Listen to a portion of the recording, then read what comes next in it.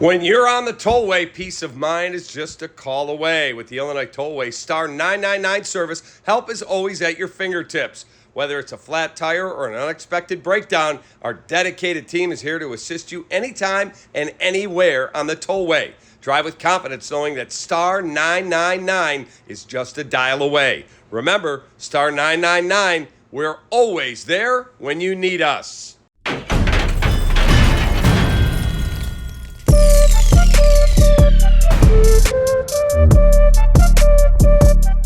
Hey everybody, welcome back to the podcast. Welcome back to Intercepted, hosted by Kevin Byard, presented by Illinois Tollway. I'm great to have a guest. This has actually been an interview I've been waiting for a long time. I'm trying to get this guy on. My teammate, and actually was teammates last year in Philly, my guy DeAndre Swift, man. Appreciate you for coming on, man. Thank you. No, honestly, man, this is not only have I been waiting for this for a while, my family too as well. I know you probably, I don't know if you remember or not, but after the Washington game, had my family out there. My dad took a picture and he texted me like a couple of days later and was like, man, people texting me talking about DeAndre, that's my son, he look like my son and all this. I'm like, bro, you gotta chill, Pops. You wasn't even I had to take a picture with me, but no, I appreciate you coming on. Well, first and foremost, obviously we just had the holiday weekend, holiday break. I wanna ask you, man, how was your Thanksgiving? How was the family? Did you have family come up? Like, what did you do for Thanksgiving? It was good, man, especially being so close. You know, we played the game on Thanksgiving, but not being that far as far as travel because we was away.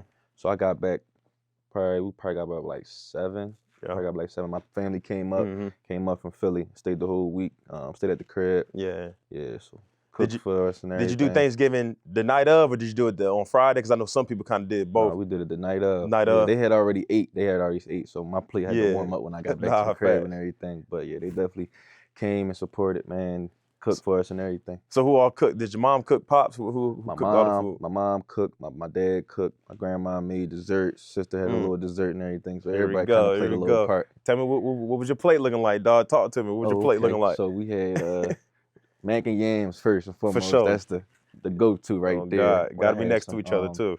They made stuffing. I ain't really a big stuffing person. Stuffing, dressing, whatever your preference is. Okay. And I just learned that's two different things. I guess it they really make is. it different. Yeah, I think dressing is more like the cornbread. It's like cornbread style, breaded or whatever. Stuffing, I think actually like you're supposed to stuff the turkey with that joint. So it's a little different. But I'm more I like both. But I definitely probably prefer dressing over stuff. Yeah, I had some mac and yams on there. I had some turkey. What I had some roast. Okay. And, what I had some green beans. That was about Green it. beans, I had green apple beans. cake, stuff like that, little pies. Apple cake? Yeah, apple cake with dessert. But I ain't heard apple cake though. I ain't heard that one. Something my grandma always be doing. Dang, I've heard of apple pie, not the apple cake. That sounds crazy. Apple I ain't cake gonna lie, I think I got some wrong with you. Yeah, but I say might have to, you feel me? Tell grandma to pull up, you feel me? That sound crazy. Nah, but I mean, for me, like I said, same thing. When I got home from the game, all my in-laws is in town. My wife, I ain't gonna lie, salute to my wife. She went crazy. We had the lamb shank, we had turkey. She made some salmon, mac and the yams for sure. We had some dressing, green beans, mashed potatoes. She cooked all this by herself too. Like, I mean, for the most part, I know like family helped like chop vegetables, but she really cooked everything. I'm talking about the day before, turkey, man, desserts went crazy, pecan pie. Some people brought some other stuff too. Like some of the family made some of the desserts, sweet potato pie, apple pie. Oh yeah, I ate good. And her aunt made this brown sugar butter cake, bro. Butter cake? That's my favorite. That's my go-to. Brown sugar butter cake? Brown sugar butter cake. Ain't no more of that at the crib? Bro, gone. I ain't gonna lie to you. I'm on a detox right now, bro. I be going crazy. It had the little vanilla ice cream situation. But anyway, but Thanksgiving was good, man. Obviously, we came back. Then, the results didn't, we didn't get the results we wanted to, but it was definitely good to be around love, some family for the weekend. That's mandatory. It was definitely mandatory, bro. But obviously, I was one of the reasons why I definitely wanted to bring you on the show because obviously, man, we're both from Philly. You know what I'm saying? So this was an automatic connection that I wanted to bring. But I definitely wanted to kind of talk about, kind of your upbringing. Obviously, you just trying to tell the people exactly where you're from in Philly. You know what I'm saying? Like, kind of how was that upbringing and being from Philly? It's cool, man. Like firsthand how it is. I'm from Mount Airy section, so the uptown section of Philadelphia. If you're familiar with it for the viewers or whatever, but it's cool, man. It's easy to kind of get lost in stuff. But I feel like my parents did a great job of just having me always involved in something. So like any little free time I did have, I always had to go somewhere, do this, be at a camp, football. Keep me busy. Yeah. So it can be rough if you allow it to be. You know what I'm saying? But if you have a good foundation, good people behind you, good support system, you know what I mean, you can make it out. Nah, that makes sense. Like you say, I'm West Philadelphia, definitely inner city. But just like you said, staying busy, because I feel like idle time, that's when you get into all the BS or whatever. The environment is the environment. Don't get me wrong. Some stuff you can't avoid, but as long as you have something else that you're kind of working towards, a higher goal kind of, take you out a lot of stuff. But, you went to St. Joseph Prep High School. Obviously, you had a successful football career and everything. Yeah.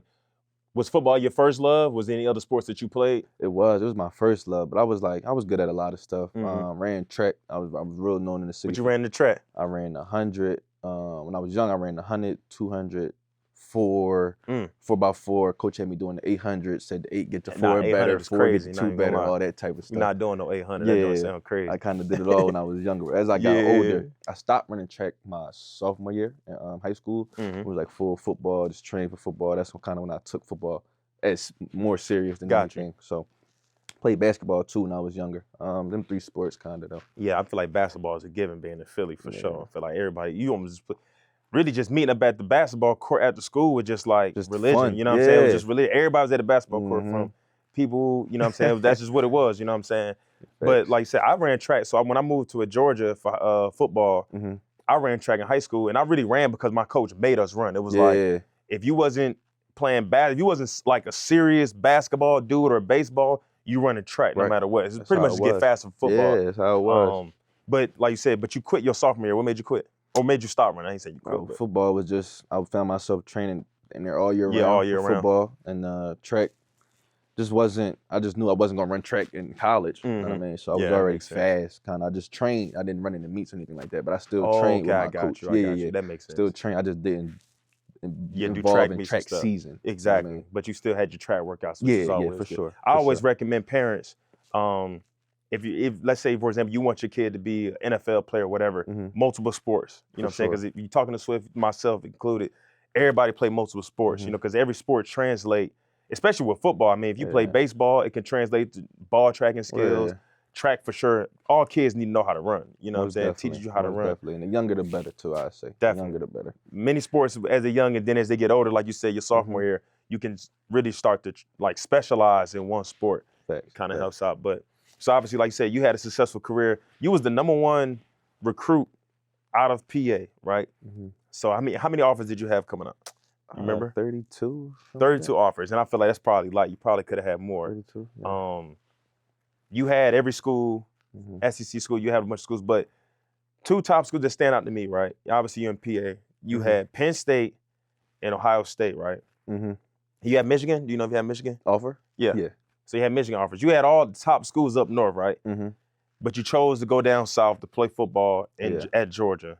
What kind of explain to me, or explain to the viewers, what played into that decision? Because you would think, you're from the crib, you want to go right up the street to Penn State, ball out, or some up north schools. Right. What made you want to go down and play in the SEC? For me, bro, it was simple. I just kind of wanted to get out of Philly. You know what I'm saying? Do my own thing. And a lot of people don't really have that opportunity to do so. Right. So, you know what I mean? God blessed me with a lot of ability and tremendous talents and stuff like that. So once the offer started to trickle in, I was getting SEC schools, and I'm watching SEC ball every week. So I'm looking oh man, Mark Ingram. Then I'm like, bro, I want to play at this level. You know what I'm saying? Right. Given the opportunity to, and I was. So I'm like, bro, I want to play in the SEC. I want to get out there, leave Philly, and kind of do my own thing, kind of make my name for myself that way. Right. Play at which I feel as though was the highest level of ball for running backs. Nah, for sure. Running backs at that time. So went up there, took the visit to Georgia. And I didn't even take a lot of visits because we didn't really have money to fly places and stuff like that. We drove up there probably 3 times. They're supposed to fly you out, bro. You the #1 recruit you out would of PA, think so, you know what I mean? I'm like, where the love at? It was, you know what I mean? It was crazy, but we road tripped up there, whatever. It was cool. It just felt like home away from home, bro. Like the coaches was all down to earth. And when I committed there, I was under the impression that Nick Chubb and Sonny Michel were leaving after their junior year. Okay, so I thought I was gonna step into a bigger role or whatever. They ended up coming back For their senior year? For their senior year. Yeah, Wow. both was their senior year, my freshman year. But I feel like that was the best thing for me, bro. Okay. Being able to learn behind them. I call them my big bros to this day. Like, that's dope. Showing me the ropes and stuff like that. The way they carried themselves before they even got to the league was something I needed to see. So when they left, it was kind of easy for me to, take on that role. That's real, because I feel like most people, well, especially nowadays with NIL and all that, most people would have seen that like, damn, they would have really probably went somewhere else. Oh, yeah. Because, everybody want to go and play their freshman year, play immediately. Like that's a mentality thing, too, bro. Like, we ain't, like, ducking and running from no competition. Not at all. We trying to get this work in. Welcome that, yeah. Facts. So it was like, all right, they coming back. Boom. Yeah, I ain't changing. I'm about to look anywhere else. I'm committed here. Let's go. 100%. You know what I mean? And then, honestly, the way especially, I feel like you were smart to look at, like, you think about the lineage, you know what I'm saying, of the Georgia bats.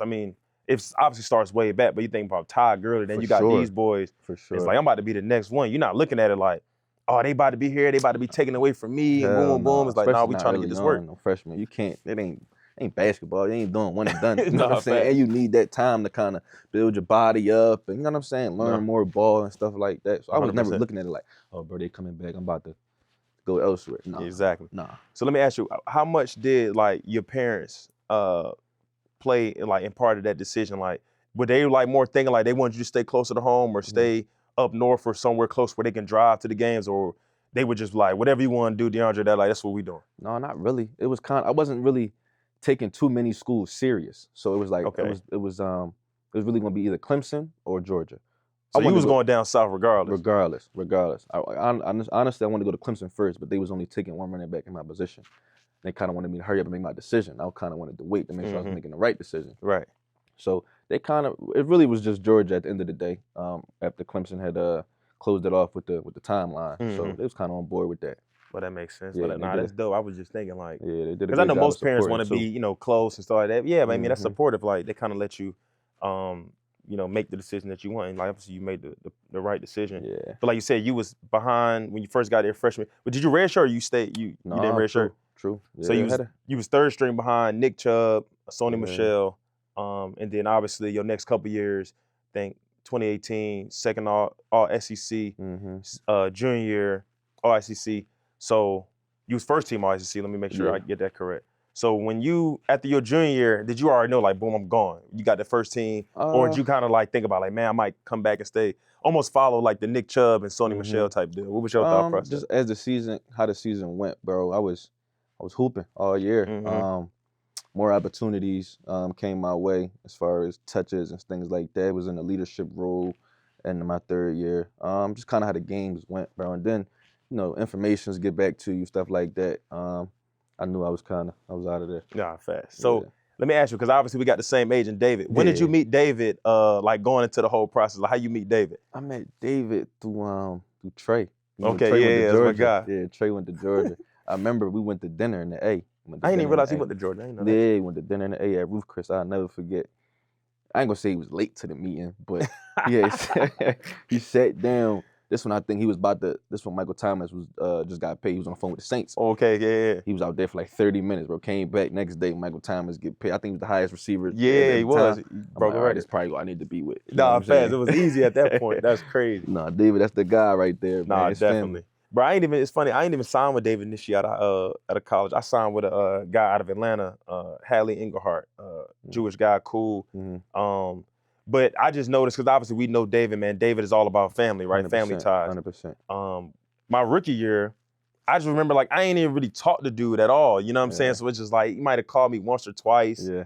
And I wasn't getting no marketing, no nothing. So like throughout literally my rookie year, I'm like, I'm probably going to fire him, dude. I just didn't know how to do it, and I'm just like, right. And so I remember as the off season, my financial advisor was really cool. Brandon Williams and all that. He was like, yeah, I think I want to, introduce you to David. And at the time, thinking like, okay, starting to research David. He got at the time, Landon Collins was about to be the highest paid safety. He broke a record. Jalen Ramsey was with him. Casey Hayward. Yeah, I think he was just signing Derwin James. But pretty much I was looking like he got all the DBs. Right. He had high Clint Dix at the time. And so I'm like, man, I might just meet with the guy. He flew out and we had a good dinner or whatever. And obviously I'm still rookie. I'm Middle Tennessee State third round. And he was just telling me, bro, I think you're a really good player. Boom, boom. And in my head, I'm thinking like, well, I ain't really done nothing. You got all these first round picks and all that. Yeah. And but that was definitely one of the best decisions I made. David, sure, he's family, so much love to him. So boom, fast forward. I was like, say you balled out of Georgia, did your thing. Drafted, 2nd round pick out of Detroit. Did you know Detroit was gonna draft you? It was like, nah, bro. Did you take a visit there or? Nah, that was COVID year, so I ain't take no visits anywhere. Oh, Everything was a COVID draft class. Yeah, bro. It was, the draft process was crazy. I talked to a couple teams, ended up on 2nd round, but I didn't think it was Detroit at all. Right. I mean, I didn't know where I was gonna end up at.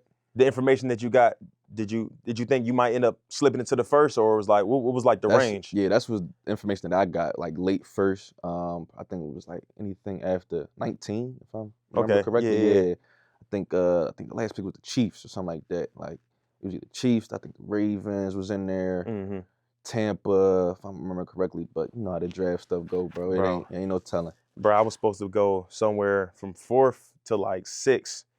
But it can go, I was damn near almost can like either went 7th or undrafted. It was like, I haven't heard 3rd until probably like a week or 2 before the draft was about to start. And I was taking all these visits because I didn't get invited to the combine. So I did, bro, like 10 plus visits in like 2 weeks. Going all these places, they trying to get the medical and all that. And then they just like, well, yeah, you're probably gonna be as high. You're probably gonna fall in the 5th. And then all of a sudden I'm taking all these meeting with GMs and coaches. Yeah. It's like, bro, you rising the draft boards, everybody liking you, whatever. You probably can go 4th. You might slip into the 3rd and I end up going first pick of the 3rd. So like you said, that draft joint it's crazy. It's a blessing though. Like you be stressing out the whole time, not knowing. Because did you host the draft party for the first round? What? And they had to double back the next day? Bro, you know my pop got the gym and bro. Packed the gym out, thinking everything was gonna be. You know what I mean? It was, but. Was you upset? Like, was you like steaming, pissed off, or did you just like, man, it is what it is? Like, we just gonna. Bro, I was hot. I ain't gonna lie, I was hot. I left the party and everything, got in the car. Cause it's like you getting told one thing, you know what I'm saying? Facts. And you young. You know what I'm saying? You getting told one thing, so you expect that. But no, it is what it is. It is what it is. Nah, so, but like you said, it's still a blessing, man. You go early 2nd, right? Yes. You went early 2nd to Detroit. Like you said, COVID draft year. I know that was crazy. But like say your rookie year, AP was there. You know what I'm saying? What year was AP at this point? At this point, what was his total? I think he did played 2 more years after that. Yeah, because I mean I know he came to Tennessee. Like his last stop was almost in Tennessee. He went to Seattle too. After he went to Seattle. He went to a couple places. Yeah. How was that? You obviously being a rookie, having a first ballot Hall of Famer in my opinion, a Hall of Famer in the room. How was that learning from him? Amazing. Like what kind of dude was he? Amazing, bro. I looked at it as the same situation as Georgia. And then like AP, that's somebody I grew up watching, you know what I'm saying? Especially when he was in his prime, Minnesota. Bro, he was the best out there. So just having him in the same buildings, trying to pick his brain, ask him different questions. Like, bro, what's your routine? Like, you know what I'm saying? Like, how you get to this point? Yeah. Bro, his year 10 plus or whatever the case was. Yeah, so he was doing something right. Nah, AP was a vet, bro. One thing he gonna have is that dip, boy. Every day. Every day. He walked around, young buck. Yeah.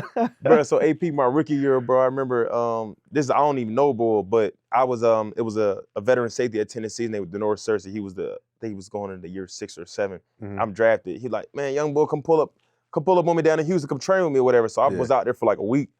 And the same AP owns a gym out there in Houston. And so that's where we're working out at. I'll never forget, we was on the track doing little track workouts or whatever, hurdle jumps, all this. And I'm working out I'm like, bro, this dude was probably going into year 7 or 8, bro.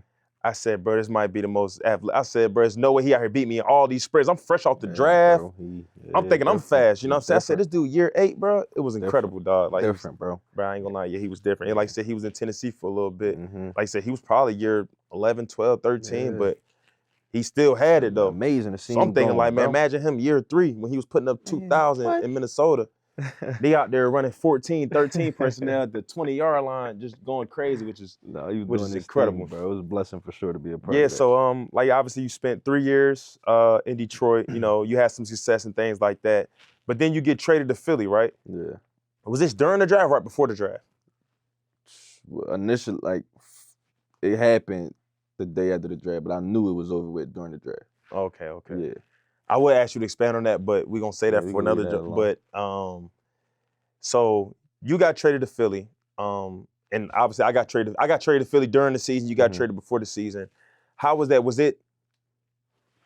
How was your feelings? Was you super upset about it, or was it kind of like, thank God for a fresh start? Like, what was your feelings about it?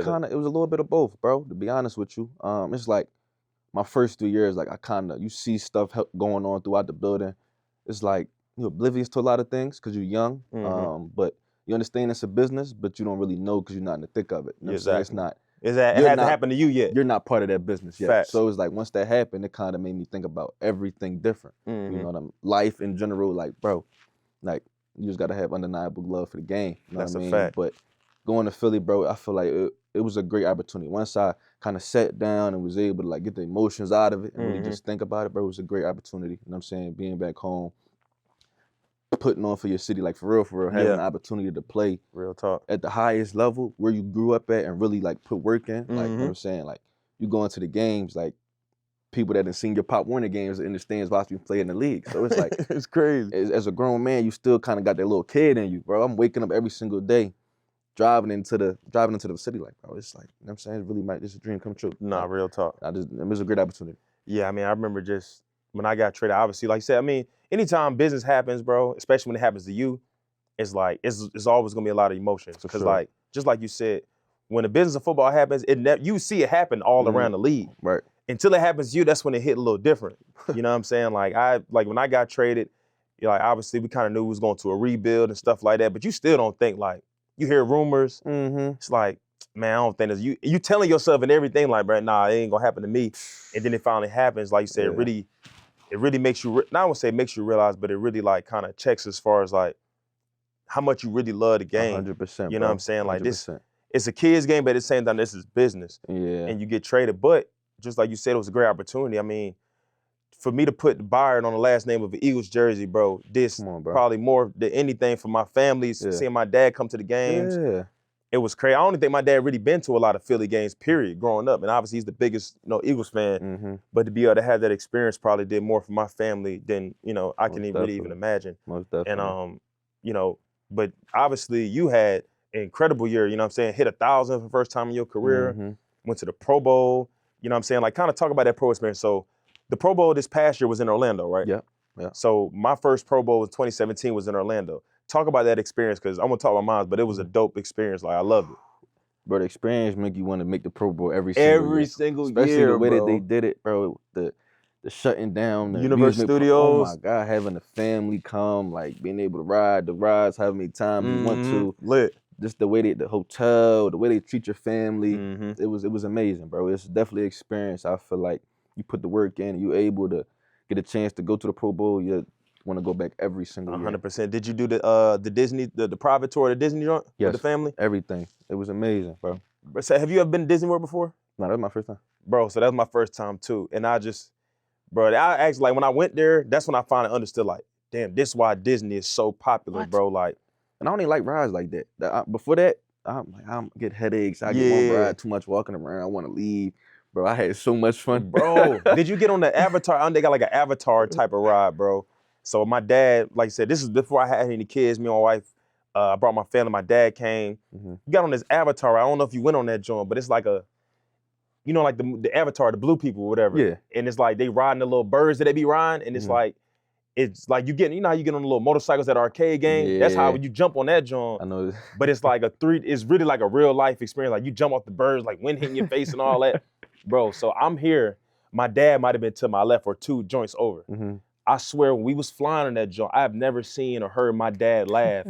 Like, he sounded like a 5-year-old kid. But I said, this joint is bringing the kid out of this man. Like, I never forget that moment, bro. Like, that's probably the most memorable thing at the Pro Bowl. No, facts. Just like how much Disney turned my dad into a child, bro. It was incredible. Just the whole family, bro. Yeah, like, I honestly felt like they should have just kept the Pro Bowl in Orlando. It was cool in Vegas, but it's like, it's Vegas, you know what I'm saying? Like, you gonna be there. More for family type of thing. Orlando is, I feel like, the perfect situation bro. for family. You know what I mean? Bro, when I went to Vegas, bro, it was like, it was family time, but it really wasn't. So it's like, you spending time with family, but how much you gonna do in Vegas? Right. You trying to hit the casino. Yeah. You know what I'm saying? You trying to do this, go to the little not Aria, you trying to hit a Dre's, hit a bunch of spots. It's like more of an adult type joint versus kids. For sure. But yeah, about to say, I know that Pro Bowl experience was really awesome for you. And like I said, I was proud of you, man. Happy to see you, go to the Pro Bowl. Because like you said, you go through that adversity of, like, you get traded, you know what I'm saying? You're going through all the emotions and everything, but to have that success and be able to put on for the city, I know that's, meant a lot for you, but also your family as well. Definitely. But then now, you know, you get your first time hit free agency. Obviously, you signed your deal here in Chicago. I already told you how happy I was for you for that and everything. So just kind of talk about, obviously, and you've been having a good year this year too. You're on track to hit another 1,000, you know what I'm saying? So, you know, your career is picking up, man. Talk about just your, you know, obviously choosing to come to Chicago for free agency. Like, what kind of went into that process? Really, bro, like, even after the first situation, it was kind of simple for me, bro. I want to go wherever I wanted. Exactly. Kind of just make it simple like that. I was telling David, bro, like, teams was, a couple teams were interested or whatever, but I really wanted to go wherever I was wanted at the most. You know what I'm saying? And that meant a lot to me. No, 100%. Coming off the situation I was in. You know what I mean? Just being where you wanted at and then being able to come in here every single day with a great group of guys. You know what I'm saying? Just go to work and continue to earn my respect every single day. First and foremost in here, but still around the league, bro. So that's a lot of stuff I still want to do. We should have an okay year, I feel like. Started off pretty slow, for sure. But we still got 5 games left, bro. So just looking to finish strong, for sure. And then, you know, adversity was up and down throughout the whole year with the team in general. So we still got some stuff we still trying to do, bro. I feel like we got to finish this year strong. So TB, Thomas Brown, became the offensive coordinator. Obviously, the past couple games, you know, there's a little bit of a struggle when, you know, Shane and the offense and some different communication things. TB comes in, offense has been playing very well. What do you feel like has been the difference between, obviously, Shane and Thomas as far as not only just the play call and whatever, but just the demeanor and just – because he's got in front of the team when we do our team keys. Yeah. And you can just see the fire in him. You know what I'm saying? Like, you see he's a solid dude. What's your feelings on TB? Much respect for him as a man, first and foremost. But Shane as well. I just feel like just 2 different personalities, I would say. But the plays are what the plays are. Exactly. So I can't really tell you what the as far as the success that we've been having in the last couple of weeks. Yeah, we've been having success, but we haven't won. So it's like it's always stuff that could be much cleaner, detail-wise and things like that. But he's done a great job. But just when he got the promotion to the OC, of just coming in, you know what I'm saying? Like just talking to us and kind of just getting us going as far as just continue to go to work, bro. What we gonna do? You know what I'm saying? It is what it is. Change has been made. We got to move on from it. Never want to see that type of thing happen, especially during the season. Exactly. Just kind of got to have a fast mindset in the sense of moving forward and getting things on the right track. So I feel like he's done a great job of just, you know what I mean, leading us as an offense and now leading us as men as a whole unit. Yeah, I mean, I think that just from obviously the outside looking in, just on the sideline, you know, things have been looking a little more crisp on the offense. Guys have been playing more confidence. But, you know, at the same time, like, I always kind of look at it like players are the ink that write coaches' resumes, right? So, you know, you can put a lot on play call and things like that, but at the end of the day, like, you know, guys got to go out to execute. I think Caleb's been playing faster, cleaner, and obviously, so that allows everybody else to play better, you know what I'm saying? But yeah, obviously, you know, TB is our new interim head coach, and, you know, first and foremost, I never like seeing something like this, because at the end of the day, we all men, we all human, we all got families. You don't ever want to take nothing off nobody's plate, you know what I'm saying? So when things like this happen, it's unfortunate. I've only been a part of it once in my career. So yeah, you don't like to see a head coach get fired. But at the same time, just moving forward, I'm excited for TB to get an opportunity to lead this team, to kind of put his stamp on things. I mean, in my opinion, it's almost like he's getting an interview before any other candidate before they try to start, you know, next year and stuff like that. So he spoke to the team today. I'm not going to kind of get into the details and things that he said, but I just think that, you know, I really enjoyed this dude. Actually, I didn't even realize this, but TB is actually went to high school, close where I went to high school at in Georgia, Tucker High School, which is close to MLK High School. It's kind of in the same county. I just found that out a couple of days ago. But nah, TB's a solid dude, man. So I'm excited to see how things go forward. But just from a player perspective, you know what I'm saying? Like, I'm going to try to do what I can, you know, these next 5 games to help this team out as much as possible. I know you will. For sure. So regardless of who's be running the team or whatever, we all as players got to do more to, you know, to win these games. Because at the end of the day, we all play a part of, you know, our coach getting fired. You know what I'm saying? Because it's a team thing. It's not just players, it's coaches, it's all of us working together. So that's what the message is the unity of the team coming together, being more disciplined, being more accountable to each other, and trying to go out there and find solutions and find answers. So like you said, we can take this momentum, these next 5 games into next year and kind of build off that. So, 100%. But Dre, man, I appreciate you coming on the show. You already know, bro. Appreciate you. Andre has been Intercepted, man. So thank you for tuning in, man. And y'all tune in for the next week's episode. Thanks for watching Intercepted. Make sure to stay glued to the recap for new episodes all season here on YouTube.